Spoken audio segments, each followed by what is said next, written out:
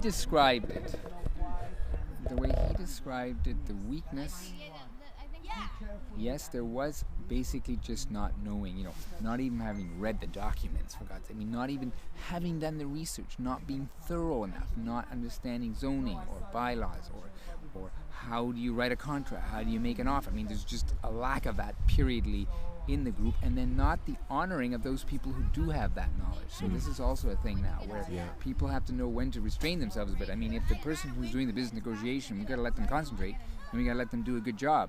We can't just go in there and tell them, just have this other angle on things.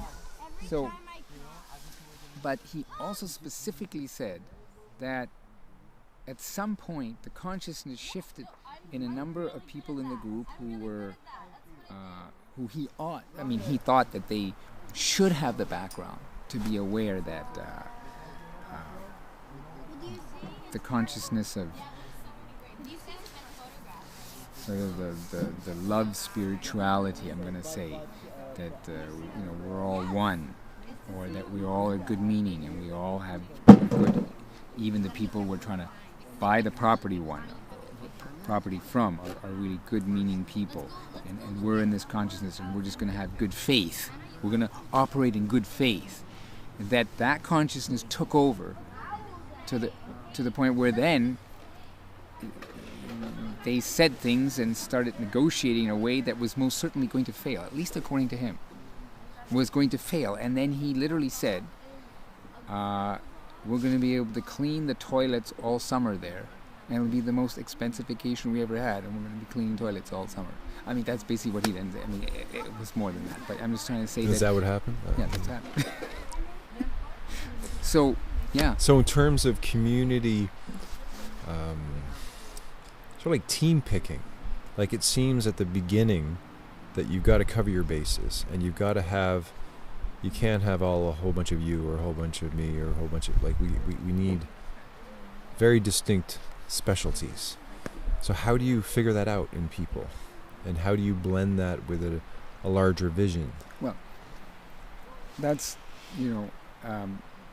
so we can have what we call technical skills, or sort of depends what we are. If we need skills in building, skills in gardening, skills in negotiating of land contracts, so we can make lists and have a profile of what skills we already have in the group of that kind.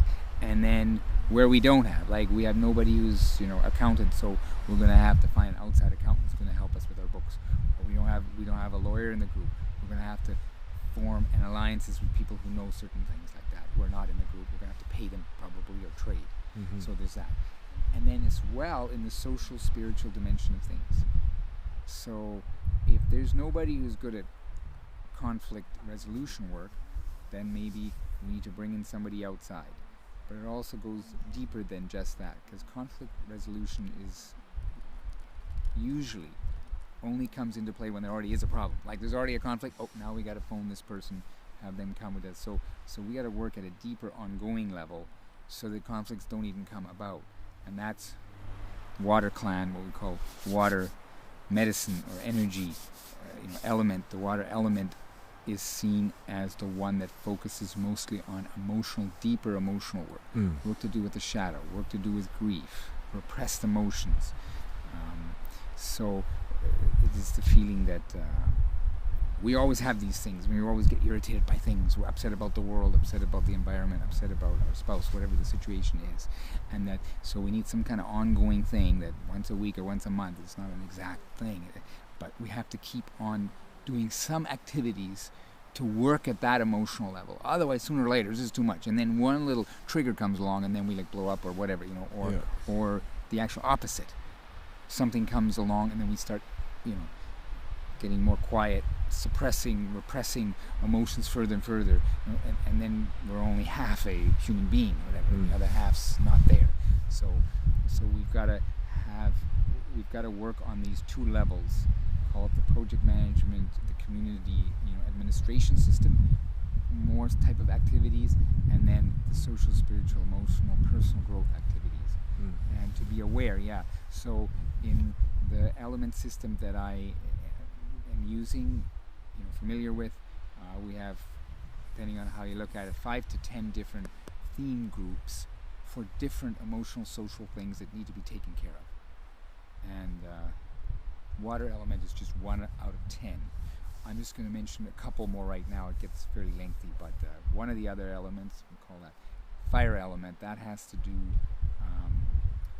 visions, has to do more with planning, visioning, time in a way, although time and the ancestral connections in an indigenous cultural sense, the connection we have to our ancestors, the lineage that we come from, and staying connected to that in many ways, but one typically through dreams also, especially often through dreams, or we could hear our ancestors talking to us, or there's some kind of sign, so there are certain people that specialize in that, or if they're not, we have to find those people, or for all these things, for a group to be aware of what strengths it has and not, then they can work to start to compensate.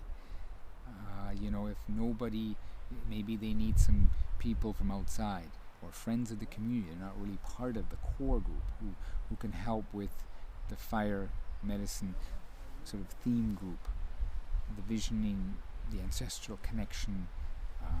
They can help with that to kind of bring that into the group, even though it's kind of weak in it. So anyway, there's 10 theme groups that I work with.